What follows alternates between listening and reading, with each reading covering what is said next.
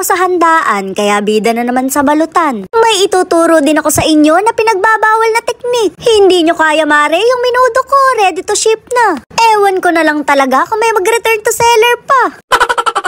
Nakapang malakasang outfit nga ako dahil pupunta ako ng handaan. Diin na diin mare, magbabalot lang naman ng minudo.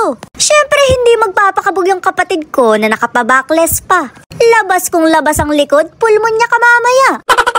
Mag-aanak kasi ako sa binyag kaya sinama ko yung kapatid ko. Ganon talaga mare, para sulit ang pakimkim. Medyo naawa pa nga ako kaya hindi ko sinama yung buong pamilya ko. Baka sa amin pa lang kasi naghihingalo na yung handa.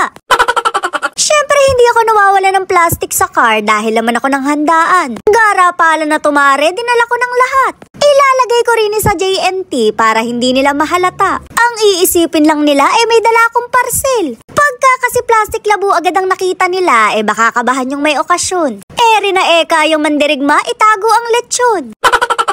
Eri naman kumari ko, apura na agad ang dikit sa akin. Abay, pakainin mo muna ako, mamaya na yung pakimkim. Syempre magpapakabusog muna ako bago ang pulang sobre. Maling-mali ka rin talaga sa pagkuha sa akin na maging kumari. Ito na kasi yung huling araw mo kung makikita dahil tataguan na kita tuwing Pasko. Mapupudpud ang tsinelas nyo ng inaanak ko, kakahunting sa akin. Malalaman mo talagang nakakaangat yung may handa kapag may hotdog yung spaghetti. Sa amin kasi mare, corn beef lang ang sahog. Nakita mo naman yung pansit, meron pang atay. Samantalang kami, fishbowl lang nakalagay. Mabuti pa tong pansit, merong atay. Yung sa akin kasi mare, lusaw na. Inabot ko na nga yung sobre ko, kaya nakangiti na yung kumari ko. Galing mo talaga kanina, apura si bangot mo. Mukha kasing wala siyang balak ibigay yung pauwi, kaya inabot ko na. Tiningnan pa talaga yung laman kung worth it akong bigyan. Chuta mare, ngayon pa lang magsulian na kami ng kandila.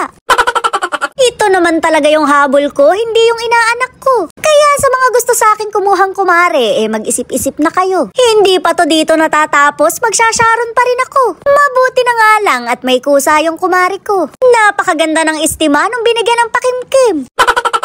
At dito ko na nga kayo tuturuan ng pinagbabawal na teknik. Mabala sa mga nanonood, tanging makakapal lang ang mukha ang makakagawa. Nakita nyo naman, easy-easy na lang sa akin ang pagbabalot. Hindi ko pinag-aralan yan, nahasa na lang talaga sa dalas ko sa handaan. Ilalagay ko nga sa JNT para ipadala kay nanay. Hindi nga lang to pwedeng matenga sa Shenzhen, China at baka mapanis. Nagka-idea na kayo ngayon na pwedeng ipadala ang handa. Kahit malayo ka kay kumare, makakatikim ka ng minudo. O panis, your order has been packed and ready to ship. Mamaya ko na nga lang ipapaship dahil umiinom pa yung seller. Masyadong abala sa pag-inom ko, hahanap pa ako ng rider. Paano nga po pa-open ng parcel? Baka na-scam ako.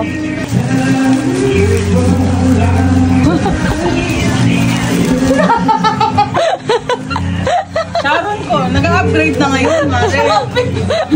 Sa Shopee natin. Mamaya na i-deliver ng rider, umiinom pa. Palagay ko, pagka ganire-parcel nyo, mayat maya yung chinecheck yung status. Kainaman naman dito, napadali yung pagsasharon natin. Kahit nasa ang panig ka pa ng Pinas, makakatikim ka ng handa. Tulad na lang nitong kumari ko na ipapadeliver yung pauwi. Hindi kasi naka-attend yung ibang kumari ko dahil busy. Pero dahil matalino yung kumari ko, hindi sila makakaligtas sa pakimkim. Pagka-receive nga nila, nag-send agad ng GCash. Nag-chat sa akin si Maring Clark. Ayun, nag-chat pa si Chami. Kaya sabi niya, welcome to the Christian World Set. Nag-send ng 5K! Ano na, reply mo? Salamat, Mare. Welcome to the Gcash world. Updated na ngayon.